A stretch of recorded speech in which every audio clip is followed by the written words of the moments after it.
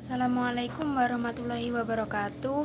Kami dari kelompok 1 yang beranggotakan saya Mu'alifah dan juga Juwaini akan menjelaskan tentang stratified sampling atau stratifikasi sampel. Jadi apa itu stratifikasi sampel? Jadi dapat dikatakan bahwa stratifikasi sampel adalah populasi yang terbagi atas tingkatan-tingkatan atau strata.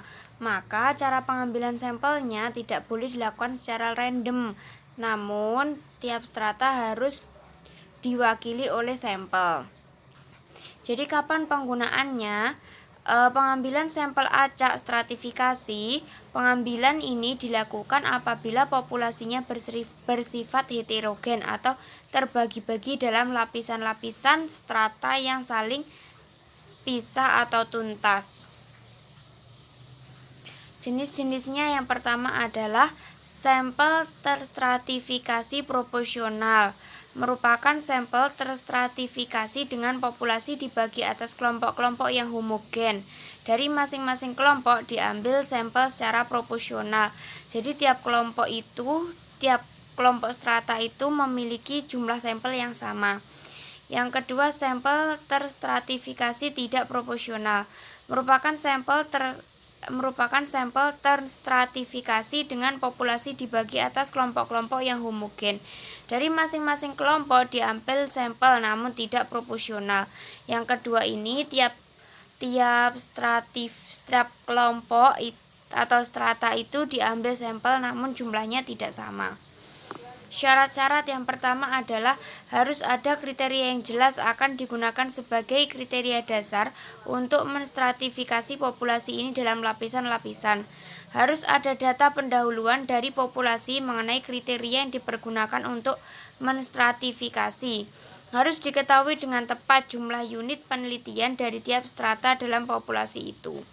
Langkah-langkahnya yang pertama adalah menentukan populasi penelitian. Yang kedua, mengidentifikasi segala karakteristik dari unit-unit yang menjadi anggota populasi. Yang ketiga, mengelompokkan unit anggota populasi yang mempunyai karakteristik umum yang sama dalam satu kelompok atau strata, misalkan berdasarkan tingkat pendidikan. Mengambil sebagian unit dari setiap strata untuk mewakili strata yang bersangkutan.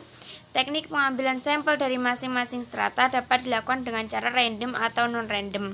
Pengambilan sampel dari masing-masing strata sebaiknya dilakukan berdasarkan pertimbangan. Di sini ada contohnya suatu penelitian pada kegiatan uji kompetensi guru di Kota Bandung tentang manfaat dan tindak lanjut dari UKG yang diikuti sebagai berikut. Golongan 2A sampai 2D sebanyak 500 orang. Golongan 3A, 3D 2000 orang, golongan 4A dan sampai 4D 5.000 orang. Jumlah semuanya ada 7.500 orang. Jumlah populasi 7.500 orang dengan tingkat presisi yang ditetapkan sebesar 5%. N adalah jumlah sampel. N besar sama dengan jumlah populasi, D presisi yang ditetapkan atau dibulatkan. Maka untuk mencari jumlah sampel secara keseluruhan yang harus ditarik, terlebih dahulu gunakan rumus yang pertama, pengambilan sampel apabila populasi sudah diketahui. Lalu diketahui bahwa jumlah populasinya ada 379 responden. Jadi jumlah sampel yang harus ditarik adalah 379 responden. Kemudian dicari pengambilan sampel berstrata dengan rumus. Setelah dilakukan perhitungan diperoleh jumlah sampel tiap strata sebagai berikut.